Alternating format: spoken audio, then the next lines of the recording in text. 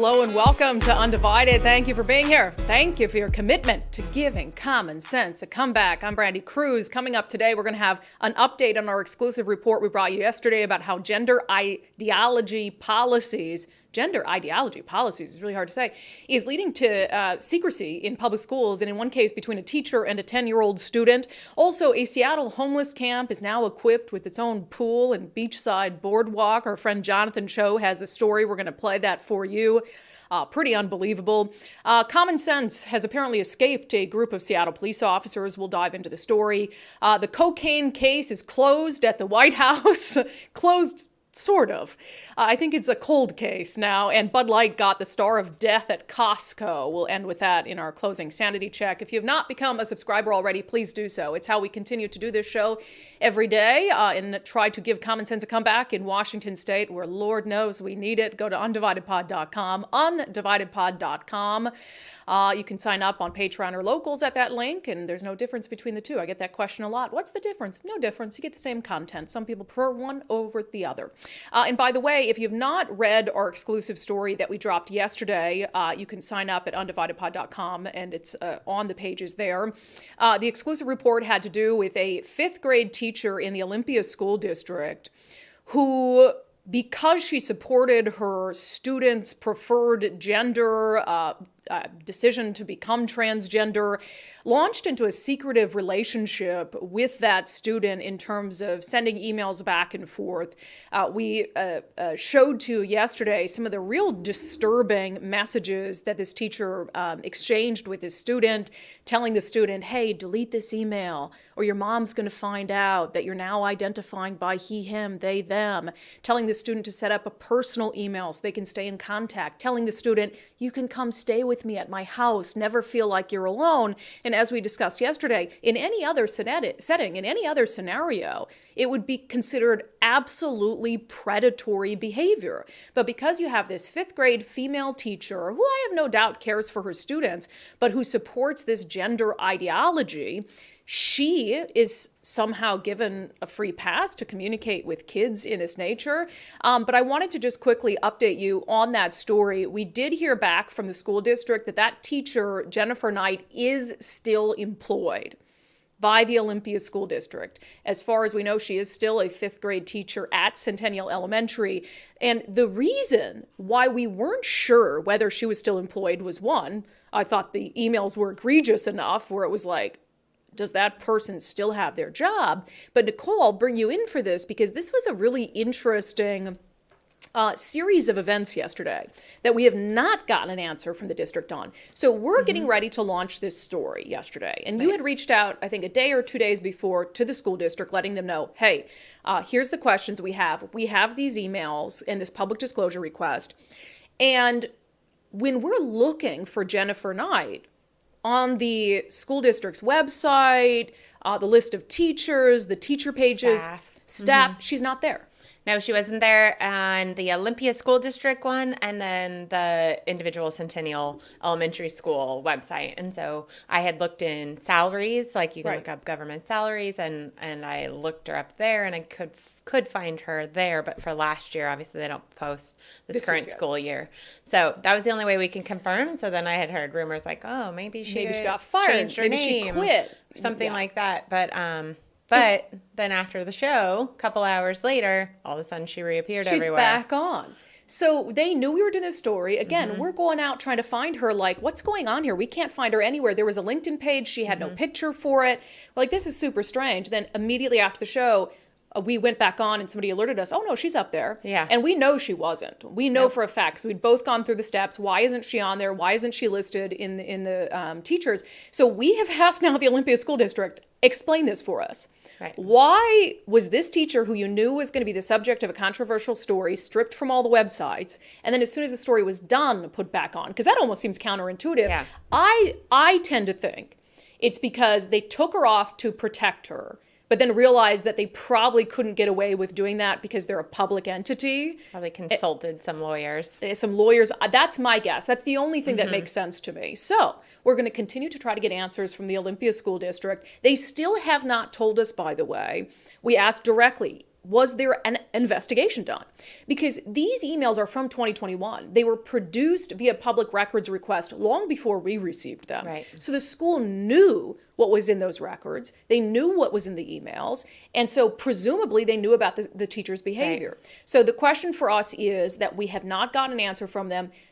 Was an investigation done? And if so, was there any discipline for this teacher? We know she's still employed, but was there any corrective action taken? If anything, and I guess we should be clear about this, is we don't want anybody going after this teacher, attacking, of sending course her, not. threatening. No, because I think that, as you mentioned, we don't think it was malicious, on purpose, maybe misguided, something like that. Very and they misguided. Right. Yeah, and maybe she has some ideology that's steering her that way, and so there is some, there's more to it than just, ooh, I was trying to do the right thing. Yeah. But I think that it would be a good example to give OSPI when they make these rules, when they're, evaluating what's working, what's not, and like kind of adjust the rules. I also think it's an opportunity for retraining how to deal with these situations. And there's just a lot of opportunity there, but I don't think that we obviously don't want her being targeted. Right, and that's why we haven't put her picture up and to be aware. It is good to be aware. So thank you you'll continue to press the Olympia School District on that, but I thought that was worth noting, updating you. She is still employed. Certainly we don't want anybody harassing this teacher. I don't think she's a horrible person. I think her heart was maybe in the right place, but incredibly misguided. And as Nicole said, this shows you when you have policies, and this is not just an Olympia School District policy, it is a direct reflection of OSPI policies that says, okay, students have a right to be called by their preferred gender, identity, and a different name if it fits. But when there is policy saying that information can be hidden from a parent if they're not out at home, you're automatically, the natural result of that is some level of secrecy. And the question is, how okay is the public school system, our teachers, our parents with that inherent secrecy that comes along with a policy like that? Keeping something from a child's parents. And so I want to also note there is an Olympia School Board meeting tonight, it just so happens. So we will be monitoring that. I will be recording that meeting. I know I've heard from some of you who want to go to that meeting. So I'm very curious if this subject comes up. So we are not letting this story go because while it's in crazy Olympia School District zone, these kind of policies can result in these things happening in school districts across the state. Okay, story number 2 today. I am very supportive of police. I think everybody knows that. I mean, I get called a bootlicker all the time by the alt left in Seattle, so I guess that means I'm supportive of the police. I think they take a lot of lumps that they don't deserve, but when you're supportive of law enforcement, as I am, you also have to be the first one who lines up to criticize them when they deserve it. And there's a story today that I'm just like, what are you guys doing? I mean, in the city of Seattle, I think we've come a long way from the 2020 defunding rallying cry. I think they realized, that didn't work out. Now we're in this situation with record crime rates, record low police staffing. We have a mayor who has been very supportive vocally of police. So you have this really positive trajectory, I think. It's a long way to go, but we're in a much more positive place in 2023 than we were in 2020, 2021 in the city of Seattle. And then you get a story like this that's just like, what are you guys thinking? Common sense has been completely lost on you. So I'll set it up a little bit, but we'll play a clip of a story from Fox 13. So do you guys remember the lawsuit that put the city's graffiti law on pause? So there was a lawsuit by a Seattle-based law firm. And as part of the lawsuit around them trying to get the city's graffiti laws changed, they got their hands on some police body camera footage. The particular footage in question is from 2021, but of course it was unveiled as part of this recent lawsuit. And it shows some officers in the East Police Precinct, which is the precinct that sits in the formerly autonomous zone known as CHOP. And they're in this room that our understanding is that it's like a bike repair area, but clearly it's an area where officers go to hang out because some of the footage shows officers sitting around a table, drinking water, etc.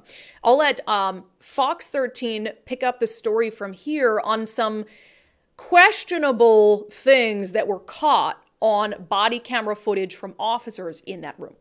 This is the police body cam video dated 2021. What it appears to show is a display of a mock tombstone for an individual, a young black male who was killed in a police shooting. regardless of the circumstances, that's grossly inappropriate. The tombstone on display on a shelf in what Seattle police say is their bicycle room. The Community Police Commission co-chair calls it deeply concerning. The fact that it was apparently displayed in a room where officers congregate is very concerning. Demarius Butts died in April 2017. He was shot to death after an armed robbery of a 7-Eleven. Butts shot 2 officers, one in the chest, another in the face. Both survived. Seattle police were cleared of any wrongdoing in several investigations. I mean, for the love. So a couple things. I know exactly where that tombstone came from. This is something that Black Lives Matter protesters used to create as sort of a visual display of black people, usually young black men who'd been shot and killed by police. So it sounds like maybe this is something left over at a protest or a demonstration that police picked up and put in this room. Look, what in the world were you thinking? Even if this is something that you've put up and you put in this bike display room, you know what the optics of that are going to be. You have a tombstone with a young man's name on it who was obviously a bad dude. I mean, he shot 2 cops, and the ruling was that the shooting was justified. But you've got a tombstone with the name of someone who was shot and killed by police up in a room of your precinct.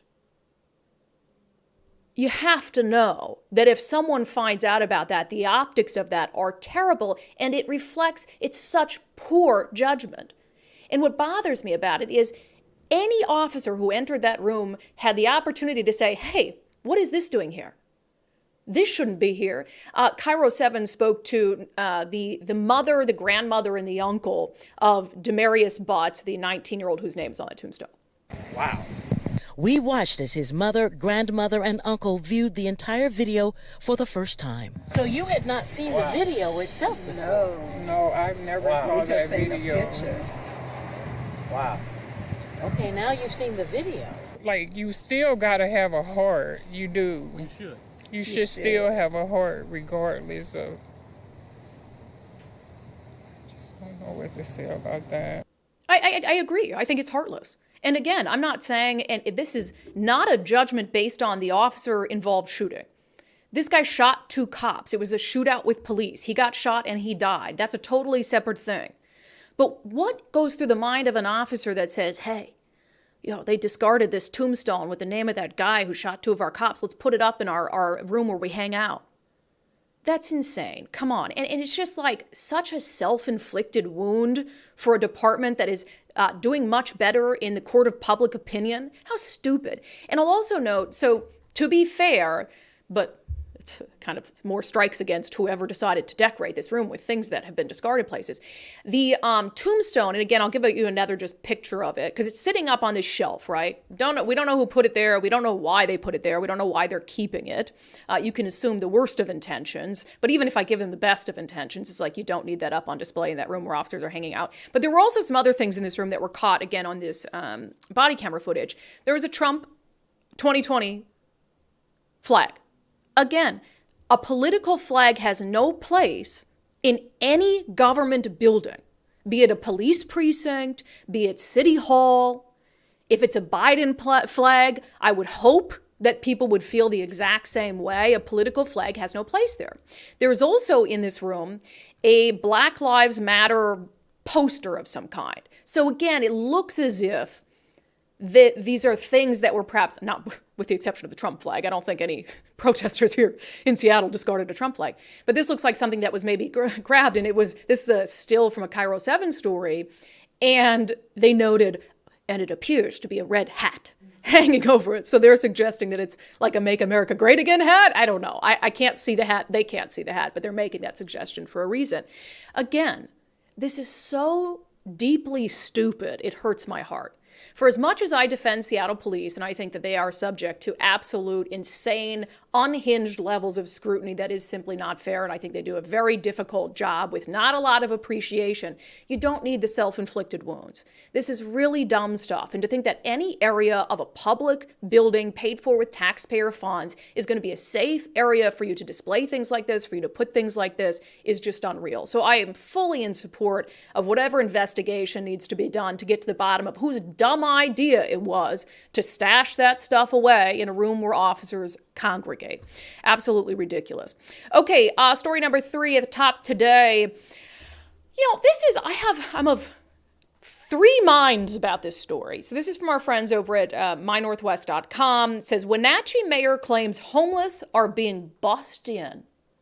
So the mayor of Wenatchee, and I read this whole story. I don't see any proof provided to them that other municipalities or nonprofits working in other municipalities in the state of Washington are actually intentionally putting homeless people on buses and bringing them to Wenatchee. It seems like it's a lot of, what is the word I'm looking for? Where it's circumstantial, a lot of circumstantial evidence. But basically, the mayor of Wenatchee went on KTTH with Jason Rantz, and he says that, Friday at 5 p.m., there's no problem, no homeless people in town. And then Monday morning at 8 a.m., all of a sudden, there's 20 to 30 new homeless people. And so he's like, well, how did that happen? And he said that some of the newly homeless people in the city said that they were from a different city in eastern Washington. It sounds like Spokane is what they're suggesting. And that there's a rumor, according to the mayor, that 2 buses of homeless people were recently spotted. And so that aside, I wouldn't doubt it. But the question is why? Why would a city like Spokane, for instance, and we'll reach out to the Spokane mayor's office about these allegations, why would a city like Spokane, for instance, bus its homeless to Wenatchee? Is it just to say, let's get it off our hands or whatever it is? Now, the mayor of Wenatchee says it's because they do a very good job in dealing with the homeless situation there. When you have a homeless person who pops up in the city, which is fairly rare over there, they do a good job at getting them access to services and making sure that they're not on the streets, in encampments, living in squalor, etc. So he thinks, the mayor of Wenatchee, and of course the mayor of Wenatchee would say that, we're doing such a good job that people are sending their homeless here. But I just don't, until I see proof that they're being bussed into Wenatchee, I don't think it's fair, if that's happening, for a bigger city to bus homeless people into a smaller city with fewer resources. Now, if it's smaller cities, and it sounds like it's not maybe the city, but nonprofit workers who are like, hey, they can take care of this better in Wenatchee, so let's send them over there, I'm not sure I have a problem with that. Does that mean? I don't know if I have a problem with that. I think if you're living in a municipality and you're providing some sort of service to the homeless, and you don't think that person can get any help there to get out of the situation they're in, but you're like, hey, Wenatchee actually has a bunch of services and they're going to take care of this person better than we can. Let's ship them over there. I think that's fine, but you got to tell the city. A better way to go about that is to call the city and say, hey, you guys are doing a good job at getting services to the homeless. Can we bring a carload or a busload of people over there, drop them off somewhere where they're going to be and where you can get them access to services? So I don't think that each individual city has to solve the homeless crisis on its own if another city has the capability of doing it. But you've got to communicate with one another. And I agree with the mayor of Wenatchee that it's awful suspicious that they went from virtually no homeless people to a few dozen brand new homeless people overnight. There is something afoot there. I hope the mayor figures it out. But if he's not opposed to helping those individuals, then perhaps they can coordinate it in a better way. The coordination in general with our homeless crisis here is absolutely abhorrent in Washington state. I mean, they created the King County Regional Homelessness Authority. It was supposed to be some absolutely world-class solution to our homeless crisis and make sure that cities weren't dealing with it on their own. And as of course, as we know, it is a money suck that does virtually nothing and needs to fold. Okay, coming up next, Seattle City Councilwoman Shama Sawant she wants there to be no rentals in the city. I'm convinced of it. because there's no other explanation for her anti-landlord policies that she continues to push. We'll dive into that. But first, I've been talking about First Mark Insurance and the First Mark Challenge. Mike and I took the First Mark Challenge a few months ago. We are now members of the First Mark family, and we're loving it. They come in, they go through all your current insurance, they talk to you about your insurance needs, they'll go out, they'll shop the market for you, it doesn't cost you anything, and then they'll come back with their recommendations. Either stick with your current policy, or here's some new policies that could either save you money or give you much better insurance. That was the case for Mike and I. We got way better insurance for about the same price we were paying before, and learned that we were really exposing ourselves to possible issues down the road by being underinsured. So the risk is if you get in an auto accident and you don't have enough coverage, and let me clarify, you get in an auto accident that's your fault, and you don't have enough coverage, then they can come after you personally for any additional amounts over and above your coverage limit. And that means things like your retirement plan, or come after your equity in your home, or garnish your wages. So it's a big thing. And like with you and Mike, I just think most people haven't had someone take the time to explain it to them in terms they can understand, and show them the how inexpensive it is to actually get the correct coverage.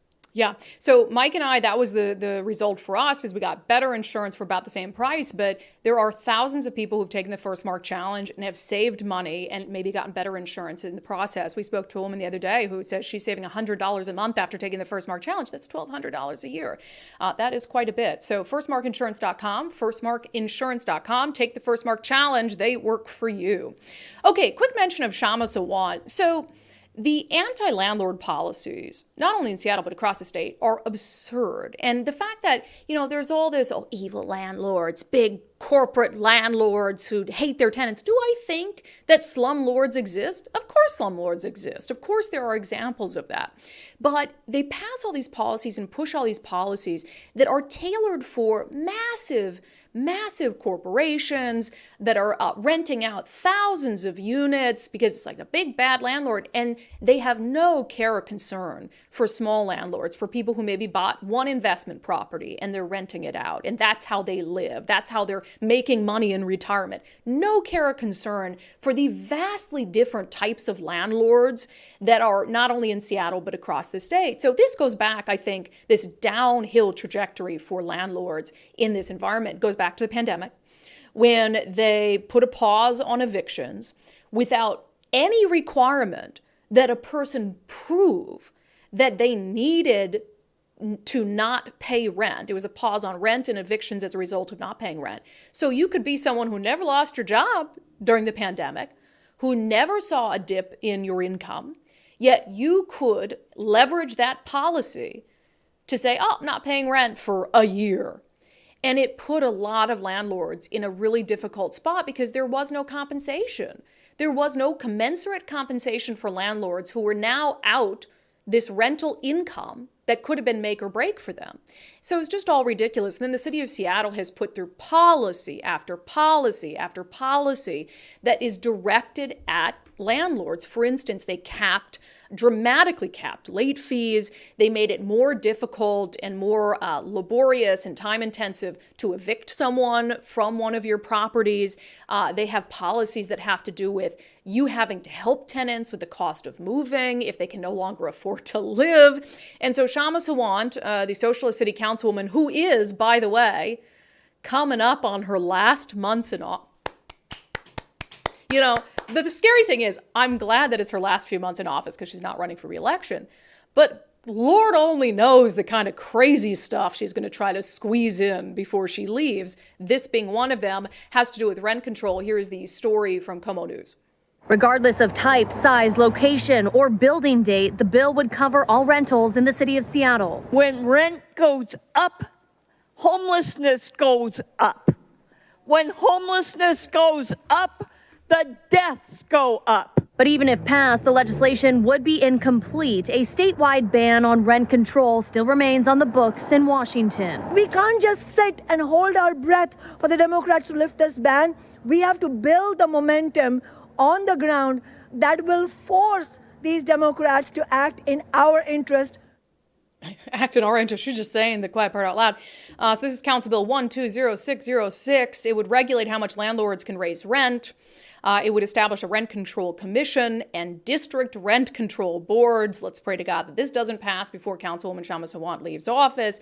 But one of the things that we saw in that video that I had to comment on when it just comes to common sense, you know, the claim by the woman in the crowd that says, when rent goes up, homelessness goes up.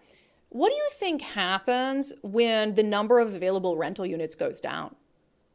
Do you think that that would have some sort of different effect on the number of people who cannot find a place that they can afford to live? And that's what's happening, is you are scaring landlords away from the city. Why would you be a landlord in the city of Seattle? You know, you can still be fine and make money doing it as a major landlord, but if you had bought, again, which happens quite a bit, an investment property and acting as a landlord for 1 or 2 or 3 or 4 properties, this is not an environment where you're going to want to continue to do that. And so what you're doing when you pass these anti-landlord policies is you are stripping away the incentive for people to be landlords. And you are going to reduce the number of available units on the market. You're going to have people sell those homes. They're going to be bought by family for single family use. So it's absurd, just, I think, the lack of foresight. And again, this is all ideologically driven, is she wants to, the big splashy headline, rent control, you know, tax Amazon, whatever it is. And she's not actually considering what the implications of it would be. Unbelievable. Speaking of unbelievable, we have a twofer today, right, Nicole? We just could not decide what story was more unbelievable. So we're going to start with the fact that a Seattle homeless encampment now has its own pool.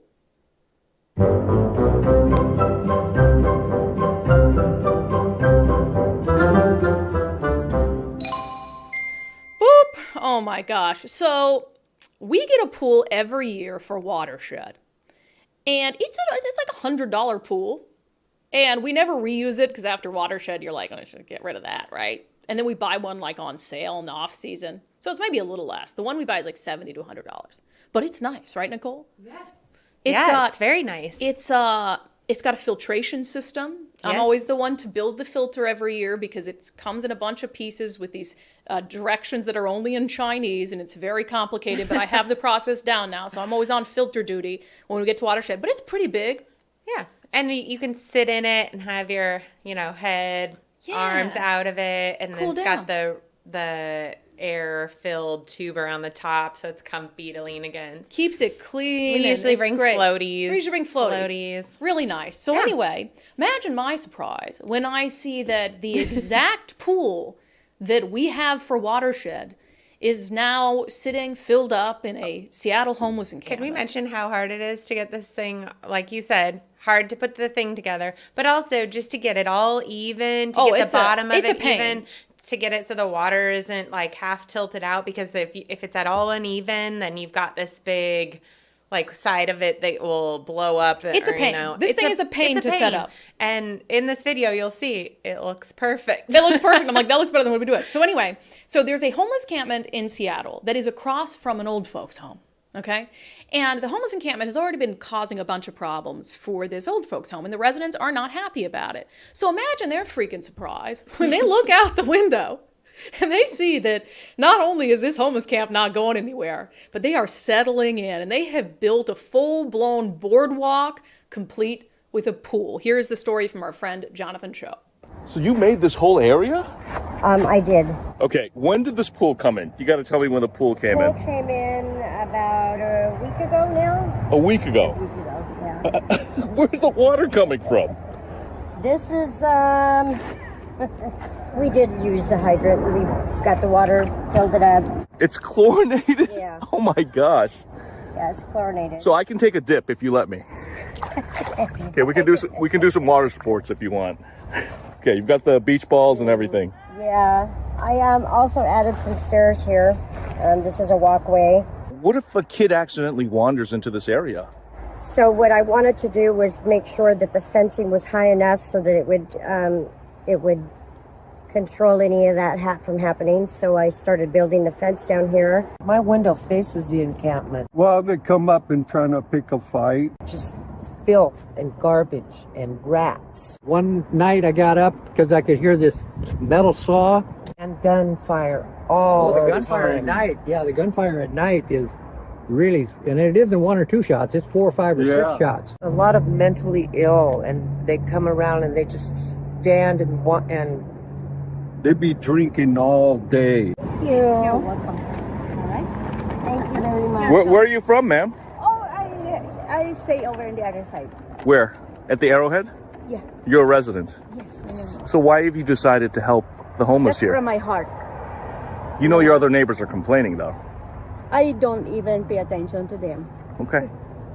You know, each person has the same. Notice the sign that says beach behind her. It sounds like the Washington State Department of Transportation may come here and clear all of this soon. That's what we're hearing. Has anyone given you a date? Anywhere from a month to 2 months, possibly. So your time's limited here. Yes. So why build all this if your time's limited?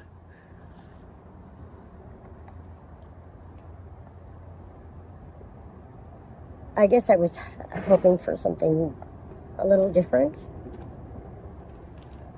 I hate to see it go, but for the time being, I wanted it to be nice. I wanted it to look nice. So. Because I think a lot of the homeless get a bad rap, right? Yeah, we do. May I ask why you're getting emotional? Because it's something that I enjoy doing. I was hoping that it would be something that we could keep and hang on to and maintain. But it doesn't seem like that's going to be a choice that we're going to be able to make. That story is from our friend Jonathan Cho. You can check out his work, fixhomelessness.org, fixhomelessness.org, or follow him on Twitter @ChoShow. So many things. So many things. So, of course, it's not a choice you're going to be able to make. It's not, you don't own that property. You're in a homeless encampment. It doesn't matter how much you like your pool and the crazy boardwalk you've built around it. Nicole was saying, there's no way they bought that lumber. No. Lumber is so expensive. Yes. That's so much lumber. That is absolute. I'm not going to say everywhere. it's stolen, but I'm going to strongly suggest that lumber was not purchased. Was it was it donated? I mean, they built stairs, like some semi-permanent structure for this pool, which they filled up using a nearby fire hydrant. Unbelievable. It's crazy. But here's the thing is that this shows, people want to push back against the notion that there is a culture of acceptance when it comes to these homeless camps in Seattle. You don't put a pool up and a boardwalk with stairs and a fence in a public park unless there is a level of acceptance in that community and in that city, and I would say by city government. A homeless encampment would not be allowed to fester for so long that you could build a structure like that unless there was a level of acceptance. And you do that at the expense of the homeless or of the elderly people living across the street. Can you imagine you put mom or dad up, paying thousands of dollars a month for them to be in a long-term care home? And then they look outside and they've got a home. And by the way, this isn't a sweet lady with the blue eyeshadow and the sign that she put up that says beach and the pool with the balls in it. No, people are doing drugs at this encampment just like they're doing at every other encampment. And in case I have to show you proof, Como News did a story on this, and there was a person sitting on a nearby couch doing fentanyl. So don't feel bad. Don't feel bad. They need help. Just because they have a pool that happens to be pretty nice with chlorine and a filtration system, just because they got a little sign up that says beach, don't feel bad for them. And, the person that Jonathan Cho filmed who came over from the old folks' home and delivered food to them, I am sure that your heart is in the right spot, but that is not helping the situation. That is not, there are a million outreach services that you can access for those individuals that's going to get them help in addition to giving them some food as opposed to just free handouts. And yeah, I do want to know, someone call Dunn Lumber and see if they've got a location nearby because they might be missing some 2x4s. But nothing would be done about that. Mike and I need a new deck, like really bad. Like our deck is on its last leg. And we looked at the price for lumber. We're like, oh, we're going to have to wait. Yeah. Way too high. And then I should go. I mean, she's got spare. She's got enough lumber for Mike and I to build a deck out of. Seriously, there's so much. And where's the tools she's using to, oh my goodness. You know what it is? Unreal. It's unbelievable. Very unbelievable. It is truly unbelievable. Okay, speaking of unbelievable, we've got 2 for you today. As we suspected, it didn't take long for the Secret Service to close the cocaine case.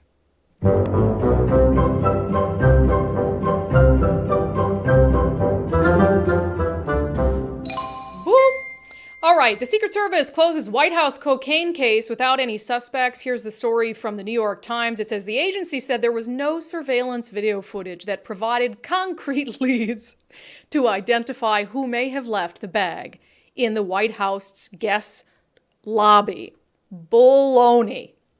See what I did there? I didn't use a swear word. Baloney. Good job. Bullshoot. I don't believe you. I mean, that's ridiculous. Again, need I remind you, this is an area where you enter the West Wing. We're only invited guests. This isn't strange guests from the public. This isn't people throwing bags of Coke over the White House gate. This is an area where people go before they enter things like the Situation Room. You're telling me you don't have surveillance footage that covers every square inch of that area? If you don't, that sounds like a national security problem that you should probably address immediately. And above all that, you're telling me that if this had been a bag of anthrax, the case would have been open and shut in 2 weeks and you would have been fine resigning yourself to, oh, we'll never know whose anthrax this is. No. And again, this is how conspiracy theories abound, because we're told that the Secret Service in one of the most secure buildings in the world cannot figure out who put cocaine in a cubbyhole leading into the Situation Room. Baloney. And that has been unbelievable for today. All right, coming up next, Florida report with my sister. Ron DeSantis was asked, or did you have something to say, Nicole? Sorry, I didn't see that you were on camera. It wasn't important enough, so let's move on. No. Sorry, no, what was it? Well, now I was we're just wondering, why aren't they drug testing employees? Because it's a big, high-trafficked employee spot. Why are they not drug testing? Why are they not? So what are you doing to make sure more cocaine doesn't come into the White House? And there's not really a response for that I've That's a good point. That's acceptable. And I wonder if they are drug tested. You should get drug tested if you're working around the president. Just say, we've assured that it's, we've rest assured it's not an employee of the White House. We've tested everybody. Yep. But we can't figure it out. Fine. Can't figure it out. That's true. Hunter would not be an employee, I don't believe, so. We already know how that test would come up. Okay, moving on. All right, coming up next, we're going to dive into Florida report with my sister. Ron DeSantis was asked if he would be a running mate to Donald Trump if it came down to that. Here's what he said. We'll have that with Miranda. First, Sell with Wes, our friend Wes Jones with Wes Jones and Associates, a great real estate agent in our area. If you are in the market to sell your home and you know it needs some updates, check out sellwithwes.com and take advantage of their listing boost concierge service. Here's Wes Jones explaining what exactly that is. So we're going to come in, number one, and we're going to inspect a home, do a pre-inspection. We're going to find out all those little hidden bugs that, a buyer may be concerned with. And if a seller wants to do some cosmetic updates, whether it's flooring, whether it's lighting, countertops, even a kitchen, we're going to help guide them through that. So the Listing Boost Concierge Service, what we can do is we can project manage those rehab projects. We have a list of contractors and preferred vendors that we like to work with and have a ton of experience with. And we'll take that off a seller's hands. We'll go ahead and run that project for them. And we even have some options where they can pay at closing out of their net proceeds. Yeah, which is really cool. Just to a lot of I think when you're selling a home, those are the things that really worry you, that might make you procrastinate to put it on the market. So to have someone like Wes Jones and his team who'll do all of that for you, I mean, that's so great. So Wes Jones and Associates, sellwithwes.com, sellwithwes.com, a better way to sell your home. Okay, it is Thursday. That means it's time to check on what's happening in the Sunshine State. It is our segment, Florida Report. It's not even controversial anymore. People know in Florida their freedoms are going to be respected. Miranda, yo. What's up? What's up? I get to see you next week for my bachelorette party. You're going to be on the Best Coast. That's debatable, but I am very excited. It is debatable. I don't even think I believe that.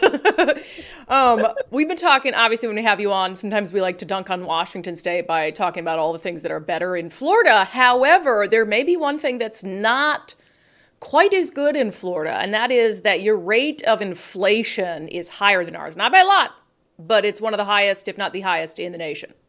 You know, we just like to be the best at everything, even if it's sometimes inflation. Congrats. Florida is home to some of the heaviest populated metro areas with the highest inflation in the nation. So that actually puts us as a whole state higher than the rest of the nation as well. And our average is at 9%, which is double the national average at about 4%. Yeah, and we're around 5, just for comparison, fifth highest. So we're still doing poorly. But there's also, I think, a difference in what's driving inflation in both of our states. Yours seems to be the housing market. Yeah, the housing market. I mean, of course, like an increase in population is going to have a huge effect on the housing market. And the housing market accounts for like nearly a third of the Labor Department's consumer price index. So that has a huge influx on, our inflation rate in the state as a whole. And everybody just keeps moving here. It's not seeming to slow down by any measure. And even with me and my boyfriend trying to look for a house, we're like, wow, everybody can go home now and move back to New York and et cetera. So we can afford to live here. Yeah, now you know what it used to be like here. And so when you're a state that's doing well, people want to move there, it turns out. All right, in the ongoing Ron DeSantis-Donald Trump feud, Ron was asked if he'd play second fiddle to the Don. And what did he say? He said, I don't think so. I'm not a number 2 guy. And that's a direct quote from Ron. And I can't see that of him either. I mean, I can see him, if it doesn't work out for him in the presidential race, just coming back to Florida and handling business as he was before. But he did say that he would support Donald Trump if he happened to win in the primaries, of course. But yeah, no, he's not going to be anybody's running mate. And he won't even talk about who he's considering to be a running mate because he thinks it's a little early in the game for those conversations anyway. Yeah, it is too early, but I think that this is a very common response for presidential candidates. For instance, you'll have people with little name recognition, like someone we're going to talk about next, Miami Mayor Francis Suarez, who people think they run for the purpose of setting themselves up as a running mate. And I think that's true in a lot of cases. I don't think that's what Ron DeSantis is doing, but I don't think you ever admit when you're running for president that you're actually okay with being the vice president. Yeah, you don't want to water your campaign strength down by like saying like, oh, I'm cool with number 2. You know, he even talked about how he doesn't think that the vice president has very much power. And I don't think that he could sit in a place like that for very long, very comfortably. So. Yeah, but it also, even if it's Ron DeSantis who wins, it doesn't make sense to choose Donald Trump. If it's Donald Trump, it doesn't make sense to choose Ron DeSantis because you don't want 2 people from the same state who are virtually the same when it comes to their base. You need to bring someone in who can do something else, who can bring other voters along.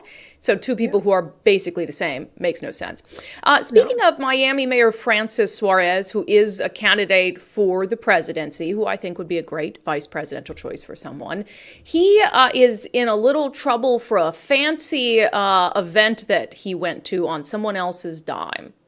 Yeah, this isn't the first time that he's been kind of called out for this. And I have to say that it's got to be really difficult to be the mayor of a city like Miami and not be able to enjoy the perks of it, like being able to sit front row at a basketball game or, you know, sideline at football games. But he was gifted 2 very expensive tickets for him and his wife to the Miami Grand Prix by the CEO of Citadel, which is basically like a hedge fund mortgage. I mean, they do a lot of real estate developments in Miami. And they have lobbyists all over the city helping to make sure that they can, you know, get some of these developments done and approved by the city. So Florida ethics, basically that code says that he can't accept gifts like that. He has to pay them back. And apparently he paid them back, but there's no proof that he paid them back and they haven't submitted any. There's apparently like a 90-day grace period for you to figure out how you're going to pay it back and prove to the rest of us that you did so. Oh, that's an expensive gift to pay back. See, this is one of the reasons I can't be in politics. I love the swag, right? So it's like, how do you keep track of all the rules to me, even doing this job where it's my job to try to hold people accountable for following or not following the rules. The rules get so confusing when it comes to politics, when it comes to money, campaign finances. But if you're a politician, you got to know the rules and you got to follow them. So Well, and it's tough because like even me as just a humble citizen, I have some very like I have friends of very like wealthy caliber and I get to enjoy certain perks with them. And imagine if I like suddenly ran for politics but I can't have friends anymore. Like Miami's just a weird city to have rules like that because how do you prove like if it's like a bribe or incentive, like an incentive?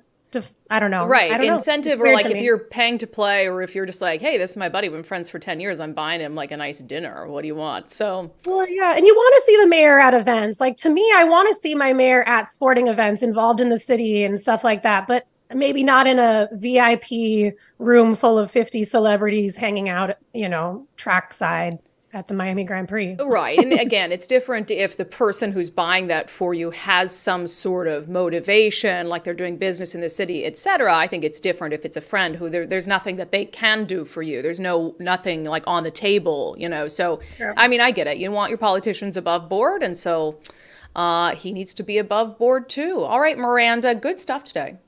It was. Have a great week. Oh, wow. You compliment yourself. Really humble. Good stuff today. Yeah, it was. I did great today. Okay, I will see you. We don't have a Thursday show next week. So the next time that I see you is going to be in San Diego. I'm so excited. Ooh. Okay, I'll see you then. Okay, bye. It's not even controversial anymore. People know in Florida their freedoms are going to be respected. I'm so excited for my bachelorette party. Nicole, can we talk about that for a moment? I'm sure everybody on the live stream wants to hear about my bachelorette party. Wow. But you guys planned for me because I am an old lady, obviously trapped in this body. Mm-hmm. So our themed night for the bachelorette party is royal wedding. Yes. And so you guys are wearing like fancy hats, right? Yep. And then I'm going to be wearing, my sister got me a legit crown, like not some plastic tiara bowl. Burger King. No. Yeah, no, it's like a crown. I'm so excited. It's funny because I was that person that's like, I'm never going to get married. I'm never going to have kids. And then I met Mike and I'm like, I could marry him. And then I'm like, oh, I'm getting married and now I want a crown. Now I want to be princess. Yeah, all the time. We're not having a show next Thursday because you know what? We're going to be on the beach and I feel like we deserve that. Yeah. But I was thinking maybe we could do a little live something from the beach with me, you, Miranda, all my friends. Let's do it. Maybe something like that. Keep an eye on your feeds. Not in our bathing suits, pervs, but something like that.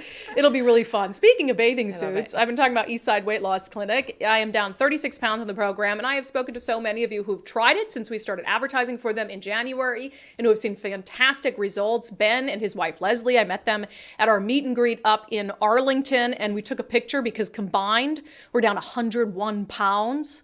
So that was really cool. And it's just good to see and hear people's stories. I met a woman, gosh, I wish I could remember her name. I met a woman at our meet and greet in Enumclaw who said she's down 40 pounds and she's still going strong. So that's awesome. If you've been wondering, gosh, I need to lose some weight. Is the program right for me? Check out eastsideweightlossclinic.com, and it's super simple. Just schedule a free 15-minute consultation with Dr. Ryan Coogan. You can do it virtually. In fact, you can do the entire program virtually. You can hear a little bit about the program, decide whether it's right for you, and then dive right in. I mean, it is truly, I'm on what they call a reduction period right now. I'm going to San Diego next week, and I'm not.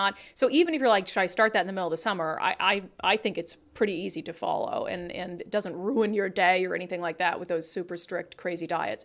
So anyway, eastsideweightlossclinic.com. Check them out. Okay, let's get to questions and comments from the live stream today. Although I had to read this one that was from 2 days ago that I wanted to get on, but it came too late, and it's just so sweet.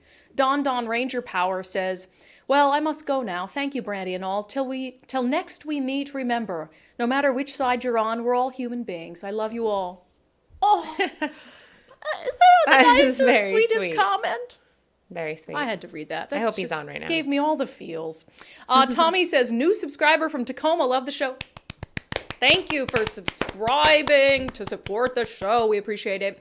Leah or Lay, probably Leah. Hi from Kitsap. Brandi, I went to the Republican headquarters in Bremerton to grab the R101 forms heading with them out to a few conservative neighbors I have here on Bainbridge. Awesome. Love it. Love to hear it. My cousin took a whole sheet, got it all signed by all her neighbors and her mom 20 friends. names? Yes. That's amazing. So make sure if you've got some of those R101 forms, they need to be mailed back in this weekend. So get them in the mail this weekend. Have that be on your list of things to do.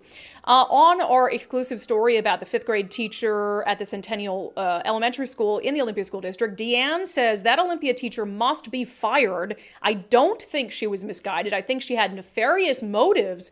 Since when is it okay for teachers to offer her home to a student? And I was told by someone there's actually laws against that, but I need to go investigate it further because I'm not sure about that. But look, I agree that it's totally inappropriate for a teacher to say secretly, come, you can come stay with me anytime. If that was a male teacher, I don't think there'd be any pushback to this story. No. People would be like, well, yeah, that's kind of creepy. A male teacher, 10-year-old, biological girl, that's weird. And it's not okay for a female teacher to do it either. It's not okay for a female teacher to tell a student, oh, delete these emails so your mom doesn't see them. No. And that is how these policies can be misconstrued. Now, I don't know how to say this person's handle. Channon Dumas. To Shannon. Sometimes I'm worried with names like that like they're trying to trip me up. Trip me up. It's a bad word or something. Yeah. To Shannon Dumas says, regarding this Olympia school teacher, her actions, they will probably try to say, fall under the guise of if a teacher was trying to help a student who is being abused at home physically. You call the cops. You call the cops. If a student's being abused at home physically, you call the cops. That is your duty as a teacher to report that. So the fact that she's not in there saying, I'm calling the cops or whatever, tells me that there was not suspected physical abuse in the home. It's just a teacher that says, I want to support this transgender student no matter what. And I want to hide their gender ideology, gender identity from their parents. Totally wrong. On the SPD story about them collecting weird stuff and putting it in this room where they get together in the East Precinct, Bob says it is sitting up. So this has to do with the tombstone that protesters made that was had the name of a 19-year-old who police shot and killed in a justified shooting. He shot 2 officers. Bob said it's sitting on a shelf. It is not on display. Like many of us, you put things on a shelf with the intent of putting it away at some point and haven't gotten around to it yet. Bob, I love you, but that's baloney. I mean, first of all, I'm not saying that they're putting it is like sitting upright on the end of a shelf. There is no legitimate, there's no law enforcement purpose to having that still. Right. Like, what would that be for? It's collecting stuff you found, and it's wildly inappropriate. I mean, anybody with common sense who walks in that room being like, hey, didn't we shoot and kill that guy? We probably shouldn't have this mock tombstone up. If you need to store it, store it. If it's evidence, then put it with evidence. Clearly it's not evidence if it's sitting out in the open. So there's just no excuse for it. I'm not going to try to, just because I support the police, muster an excuse for it. Matthew, I would argue that government buildings flying pride flag is also political messaging and shouldn't be allowed. I tend to agree. And Deanne's comment is sort of in a similar vein. I prefer no political flags in government buildings.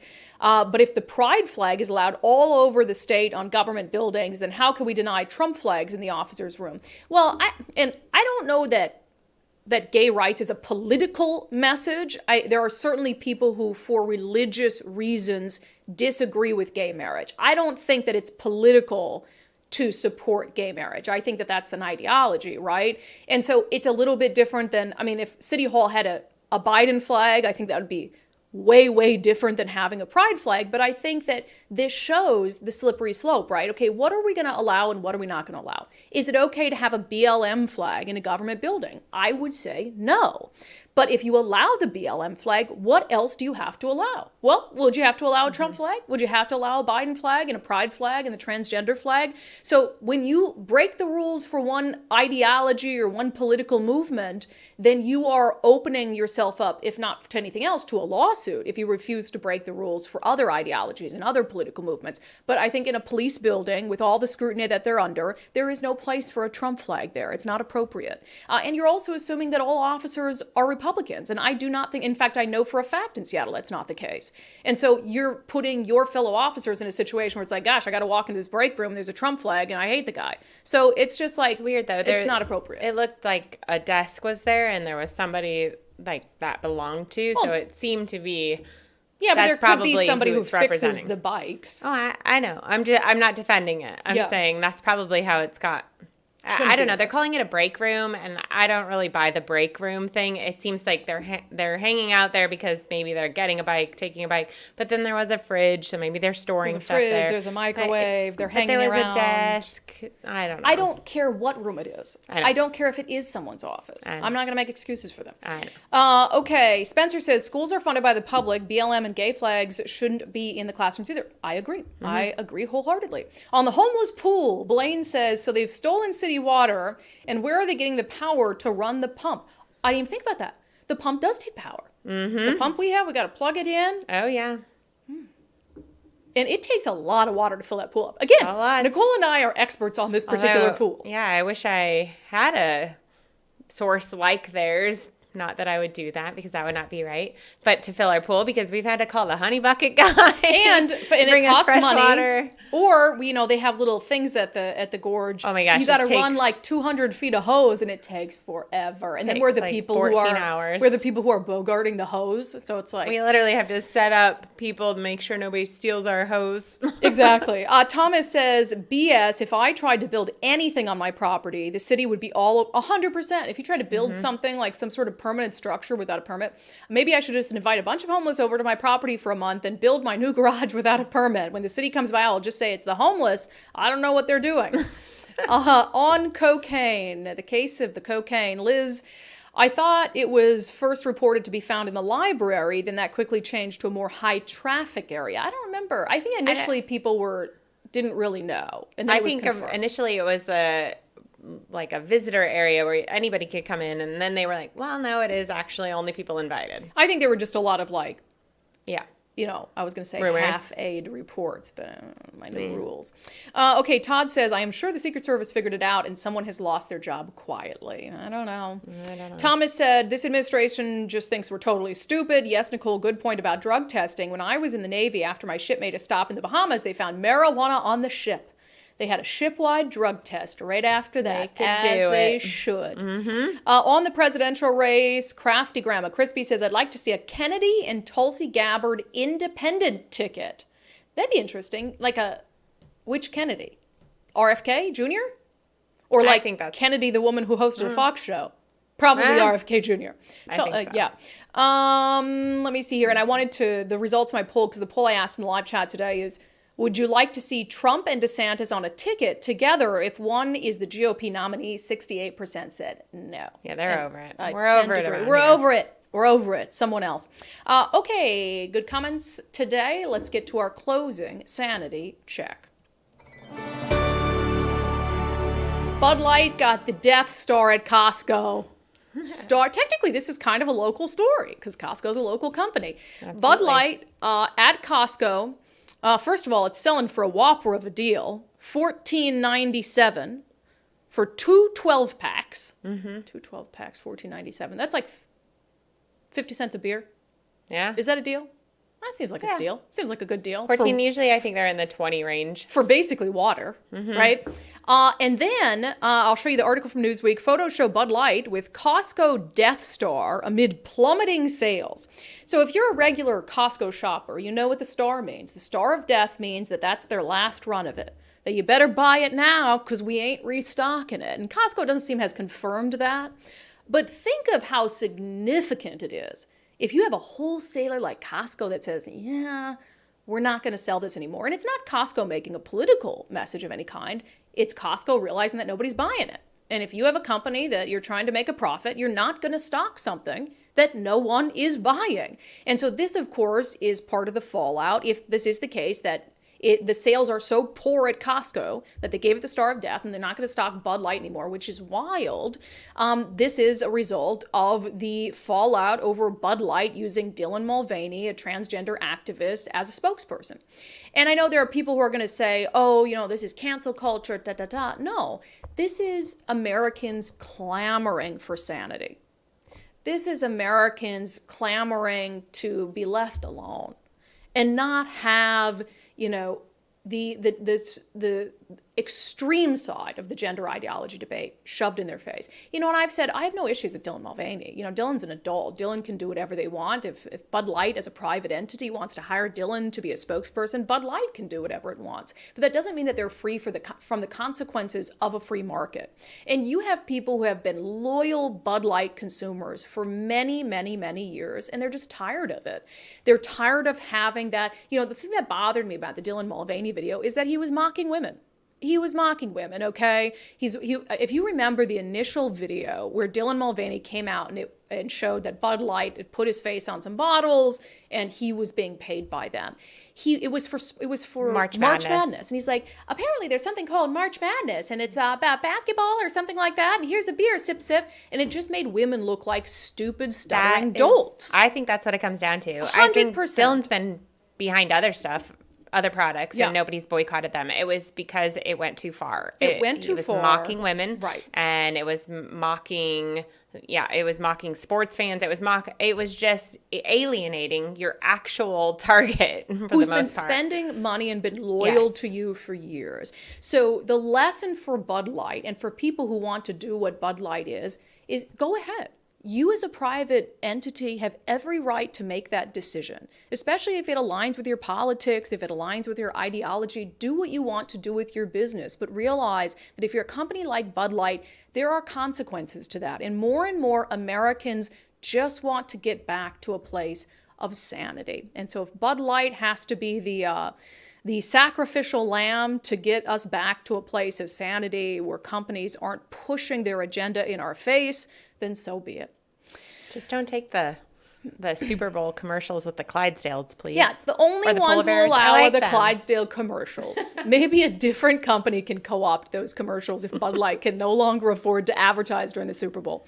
All right, that has been it for today's episode of unDivided. For subscribers and only subscribers, we will see you this week on Sundays with Subscribers. We have an interview with a member of a native tribe who is going to react to the Ben & Jerry's give back stolen land debacle. I thought it was an interesting conversation, a unique point of view that you might not hear elsewhere. So we will see subscribers on Sunday for Sundays with Subscribers. For the rest of you, we will see you back on the live show on Monday. Until next time, thank you for your commitment to giving common sense a comeback, as hard as it may seem at times.